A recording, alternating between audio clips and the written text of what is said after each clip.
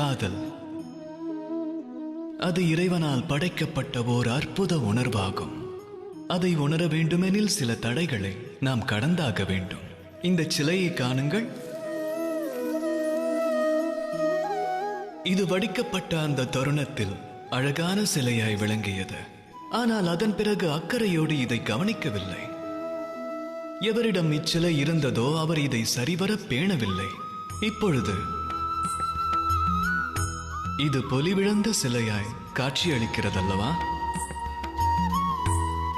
அதுபோலவே காதல் எனும் வார்த்தை உதிர்ப்பதால் அது காதலாகி விடாது.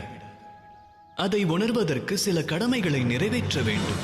பிறந்த மண்ணை காப்பது, தன் உற்றார் உறவுகளை பேணுவது, வாரிசுகளுக்கான நல்லொழுக்கம், வாழ்க்கை துணையிடத்தில் பரிவு.